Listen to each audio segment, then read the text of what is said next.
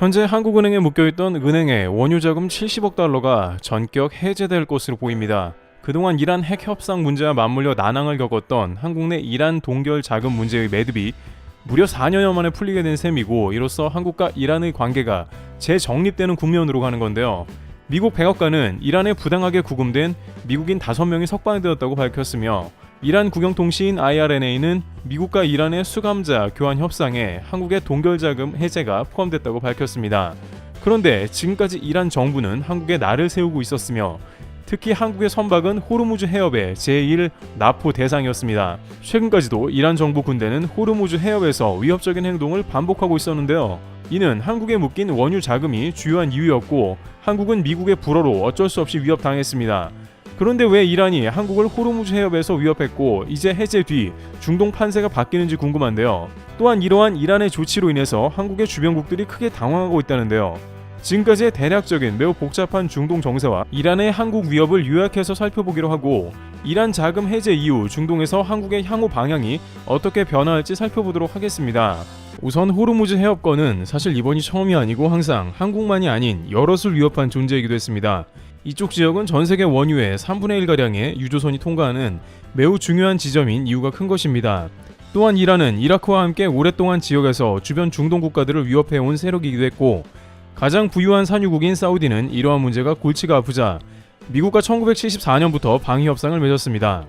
당시 사우디는 모든 원유를 달러로 결제하는 대신 미국이 호르무즈 해협을 지켜달라고 간청한 것이죠. 따라서 사실상 많은 국가들은 호르무즈 해협을 미군의 보호 가운데 통과했던 것은 사실이기도 합니다. 실제 트럼프 전 대통령은 1990년대 아주 젊은 40대였을 때 많은 나라들이 통행세를 미국에 안 낸다고 불평했습니다. 그에게 있어서도 호르무즈 해협은 매우 중요한 전략적 요충지였고, 특히 일본을 강하게 비판하기도 했습니다. 그는 일본은 가장 부자 나라인데 호르무즈의 일본 유조선이 미군을 무상으로 이용한다 비판했습니다. 무려 30년 전에도 그는 한국과 일본의 주한미군 비용이 터무니없이 낮다는 의견을 전개한 것과 동일하게 호르무즈는 매우 중요한 곳이며 전세계 모두가 미국에 돈을 내야 한다는 의견을 피력한 것입니다. 많은 이들이 트럼프 대통령은 부동산 재벌이며 어떤 면에서 사기꾼 같다고 부정적 이미지를 보입니다만, 사실 트럼프는 절대 정치 초보가 아니며 매우 오래전부터 대통령을 출마하고 꿈꿔왔던 사람이었던 것으로, 그만큼 호르무즈는 대통령 후보자들에게 있어서 미국의 가장 긴장감 넘치는 장소이기도 했던 것입니다. 하지만 세월이 흐르면서 이제 이란은 더 이상 미국의 제재를 견딜 수 없는 상황에 처하게 된 것입니다. 이란의 인구는 8천만 명이 넘는데 그 많은 인구가 미국의 제재를 견디는 것은 쉬운 일이 아니었던 것이죠. 따라서 결국 이란은 호르무즈를 지난 선박들을 위협하고 납포하는 일을 간간히 저질렀는데요. 굉장히 넓은 걸프 해역과 이곳만 벗어나면 인도양이 나옴에도 불구하고 호르무즈 해역은 매우 좁은 데다가 수심까지 낮아 사실상 대형 선박이 통과할 수 있는 폭은 10km에 불과한 실정을 이용한 것입니다. 이란의 이슬람 혁명 수비대는 미국과 군사적 긴장이 고조되거나 제재 문제로 제대로 협상이 되지 않을 경우 이 해협을 봉쇄하겠다고 선언했으며, 폭이 좁기 때문에 작은 배들로 유조선을 둘러싸고 납포하기도 했습니다. 게다가 이란 정부는 이슬람 혁명 수비대와 자신들을 슬쩍 분리하면서 자기 책임이 아니라고 핑계를 댔습니다. 좁은 해역에서 빠르게 치고 나가기 때문에 미국도 늘 뒷북을 치는 등 골머리를 썩이는 곳이기도 했습니다.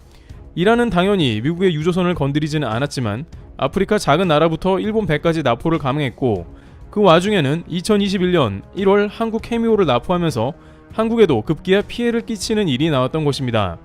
미국은 이란에 경고하기 위해서 핵 추진 항공모함 USS 니미츠를 급파하고 전략 폭격기 B-52까지 보내면서 이란에게 단단히 경고했지만, 이미 이란이 납포한 뒤라 미국도 뾰족한 수가 없는 장면이 나왔던 것이죠. 일본은 평화헌법이 있음에도 불구하고 이를 방어하려고 해군 자위대를 파견까지 하는 등 갈등이 치닫았습니다. 그 가운데 미군은 이란의 머리끝까지 화가 나 무인기 드론을 보내 이란의 술레이마니 사령관을 보내버렸습니다. 그는 이란에서 매우 존경받는 사령관이었는데 미국의 최첨단 기술의 백미를 보여준과 동시에 만약 이란이 여기서 도발을 더 한다면 미국은 이처럼 소리소문 없이 이란을 제압하겠다고 경고를 한 것입니다. 이란도 과거 미국이 이라크전 발발 시에 불과 일주일 만에 당시 전세계 군사력 4위라는 이라크를 제압한 것을 걸프만 건너에서 똑똑히 봤기 때문에 드론 사건 이후 미국을 비판만 하고 잠시 소강 상태였던 국면이 있었습니다. 또한 현재 러시아와 우크라이나가 대치 중으로 미국이 매우 예민한 상태이기도 하기에 건드리기도 어렵습니다. 괜히 이런 시기에 미국을 자극해봤자 미국은 자신들의 힘을 이란에 쏟아부으며 힘을 과시할 수도 있기 때문이죠. 게다가 현재 미국은 글로벌 자원 공급에 있어서 더욱더 전 세계 안정을 추구하고 있는 상황입니다. 우크라 사태로 인해서 중동에서 넘어오는 카타르의 LNG 공급이 매우 중요해진 상황에 있는 데다가 게다가 이 와중에 중국은 또 전쟁의 기회를 타서 석유를 위안화 결제를 하려는 페트로 위안화를 추구합니다. 앞서 1974년 이래 달러 100% 결제였던 석유 대금을 중국이 위안화로 변경하자고 사우디에 제안한 것입니다. 사우디는 빈살만 왕세자의 언론인 고문 살해 문제로 바이든 정부와 최악의 사이이기 때문에 이런 중국 제안에 흔들립니다. 빈살만 왕세자는 이런 미국과의 불협화음으로 푸틴과도 친하게 지냈습니다. 하지만 사우디는 미국의 상호 방위 조약을 맺은 가장 중요한 중동 동맹으로 흔들려서는 안 됩니다. 또한 페트로 위안화 결제는 사실상 달러 패권을 위협하겠다는 중국의 검은 속내이기 때문에 이런저런 복잡한 상황이 걸쳐있는 중동 정세에서 이란이 나설 타이밍이 아니라는 의견인 것이죠. 물론 작년 11월에 이란은 호르무즈 해협 일대에서 대규모 군사훈련을 하며 무력 시위를 했습니다만 러시아 침공 이후에는 다소 잠잠하면서 적당히 미국의 눈치를 살펴보는 소강 상태가 지속되나 했는데요. 그런데 이란 언론에서 갑자기 한국의 호르무즈 해협 통과를 금지해야 한다는 보도가 전격 나간 것입니다. 이란 언론의 기고문은 미국의 대이란 제재로 한국의 이란의 원화 자금이 묶여있는 사실을 거론하면서 호르무즈 해협을 한국에 폐쇄해야 한다고 주장하며 한국에 강한 압박을 다시 던진 것입니다. 하지만 당시 한국 해묘가 납포되었을 때 의외로 많은 사람들이 이란에 돈을 돌려주자는 이야기가 있었습니다. 이란이 돈을 못 받은 것은 사실이고 한국도 불편하다고 했고 또한 이란은 한국과 오랜 우호 관계이기도 했습니다. 서울의 테헤란로가 이란과의 수교를 기념하는 것이고 양국의 무역도 순조롭게 이루어져 왔던 것입니다. 하지만 역시 미국의 제재로 인해서 자금이 묶이니 이를 한국에서도 안타까워했던 것입니다. 한국도 이란의 양해를 구했지만 이란은 코로나 여파 및 미국 제재로 경제가 더욱 어려워지기 시작하면서 고통받는 국민도 늘어나고 정치도 어려움이 생기니 이제 해외에 묶여있는 자금이 더 절실해지는 것이죠. 또한 미국이 이란과의 핵 협상도 풀어갈 걸로 얘기했지만 갑작스러운 러시아 전쟁으로 이것이 요원해지면서 소위 만만한 국가들을 건드리면서 그중 떼인 돈이 가장 큰 편이면서 동시에 가장 그 돈을 받을 가능성이 높은 대한민국에 으름장을 놓으면서 당장 묶인 돈 70억 달러 약 8조 6천억 원가량을 달라고 다시 이야기가 나온 것입니다. 물론 한국도 지금까지 부단히 이란과 이에 대해서 자금 공급할 방안에 대해 노력해온 것은 물론이고 외국은행 한국과 합의 결론을 내렸다고 말하면서 한국과 자금 동결을 해제하는 데 기대감이 모였습니다. AFP 통신은 미국의 대이란 제재 복원 전까지 이란이 한국의 주요 원유 공급원이었다며 이날 자금 동결 해제 합의의 당사국이 한국일 가능성을 거론하기도 했습니다. 따라서 결국 이렇게 자금이 풀렸고 이것이 주변국이 당황하며 꺼리는 이유가 있다고 하는데요.